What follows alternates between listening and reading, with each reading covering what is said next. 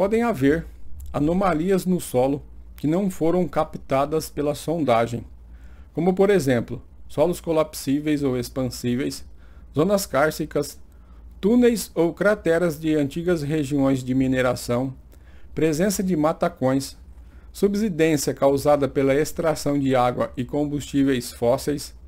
A subsidência é o afundamento bem lento do solo. E também temos as vegetações muito próximas às fundações. Vamos começar pela vegetação. Ela pode interferir na estrutura de duas maneiras. A primeira, de uma forma física, onde causa o levantamento de estruturas leves ou aplica uma tensão caso estejam em contato. A segunda, quando elas modificam a umidade do solo. Em solos argilosos, essa retirada de umidade causa uma mudança volumétrica que movimentará as fundações, causando recalques localizados. Esse movimento pode ser sazonal, progressivo ou até de expansão, quando a vegetação é removida posteriormente. A capacidade da vegetação de causar aumento ou redução volumétrica no solo depende da sua estrutura de raiz, do solo, das condições do nível de água, do clima, tipo de fundação e distância da vegetação até a fundação. Para evitar esse tipo de patologia, é importante verificar o tipo de raiz da árvore para determinar se seu crescimento causará problemas à edificação. Alguns autores recomendam que a distância mínima da árvore à estrutura seja de uma vez a altura da árvore, mas muitas vezes essa recomendação se torna exagerada, já que algumas espécies não interferem na estrutura em distâncias menores. Solos colapsíveis são solos sujeitos a sofrer um rearranjo radical de suas partículas, causando uma grande redução em seu volume devido à sua saturação. É o caso de alguns solos porosos tropicais, originários de rochas graníticas e outras rochas ácidas. Para ver o colapso desses solos é necessário que o solo esteja parcialmente molhado, que haja uma carga suficiente atuando sobre ele e que haja rompimento dos agentes cimentantes, que é o mesmo que romper o ligamento entre as partículas do solo. A variação de volume que ocorre quando há colapso do solo é medida por meio de ensaios de adensamento, podendo ser calculado o potencial de colapso, o que é problemático a partir de 5% e extremamente problemático se mais de 20%. Também podem ser utilizados os ensaios de placa e ensaios pressiométricos. Os maiores acidentes causados por solos colapsíveis ocorrem quando há algum tipo de vazamento ou liberação de água em grande quantidade no terreno, causando uma brusca variação na umidade. Solos expansíveis são solos que apresentam argilominerais expansivos que variam de volume com a presença de umidade. A grande maioria dos solos expansivos são solos residuais ou coluviais formados pelo intemperismo de rochas sedimentares.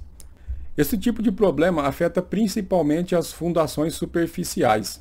Como práticas para reduzir ou evitar os efeitos dos solos expansíveis na estrutura, pode-se isolar a estrutura dos materiais expansíveis, reforçar a estrutura para resistir aos esforços causados pela expansão e eliminar os efeitos de expansibilidade. Isolar a estrutura do material expansível significa utilizar materiais deformáveis, como o isopor, por exemplo, entre o solo e o concreto, para que esses materiais se deformem com a expansão do solo e não transfiram as cargas diretamente à estrutura. Essa solução impõe custos à construção, já que o material deformável não elimina totalmente os efeitos da expansão, sendo necessário o uso de outras medidas, como por exemplo, armar a fundação para resistir a esforços de tração e avaliar a resistência e rigidez da superestrutura.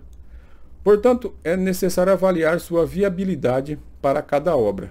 Muitas vezes as forças de expansão são equilibradas pelo próprio peso da estrutura, mas deve-se atentar que durante a fase da construção os pesos são menores e pode haver problemas. Uma boa alternativa é retirar uma parte da camada de solo expansível e substituir por um aterro de material inerte, cujo peso equilibrará as forças de expansão. Evitar a percolação de água também é essencial. As canalizações próximas à estrutura devem ser envelopadas e, nas áreas de acesso, deve ser utilizado pavimento asfáltico. Matacões são blocos de rocha não decompostas alojados no solo residual. Esses blocos podem ser originados do intemperismo diferencial da rocha ou transportados para o solo e lá se alojarem.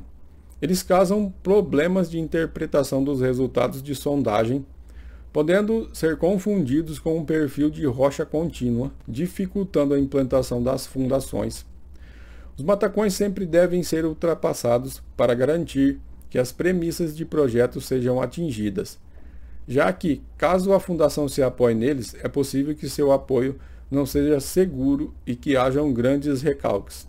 Zonas kársticas.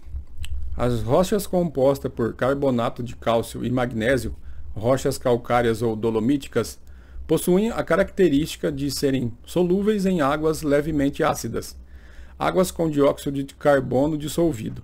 Essa solubilidade faz com que grandes porosidades e cavidades sejam formadas no interior do maciço. Normalmente, essas cavidades estão escondidas por uma camada de rocha superficial com sedimentos não solúveis e solos residuais, dando uma falsa impressão de segurança. As cavidades são formadas rapidamente, pois as rochas calcárias e dolomíticas são dinâmicas e mudam conforme as condições do ambiente. Sendo assim, é impossível prever quando ou até mesmo onde ocorrerá a formação das cavidades. Em locais onde há possibilidade de ocorrência dessas rochas, é necessário realizar um detalhado programa de investigação do subsolo, para que determine os pontos de fragilidade do substrato. Após o reconhecimento do terreno, as cavidades existentes devem ser preenchidas com uma nata de cimento jateada para conter a solubilização da rocha e deve ser realizado um controle do fluxo de água subterrâneo e superficial. Dependendo das condições do substrato, pode até ser necessário alterar o local da construção para garantir a segurança.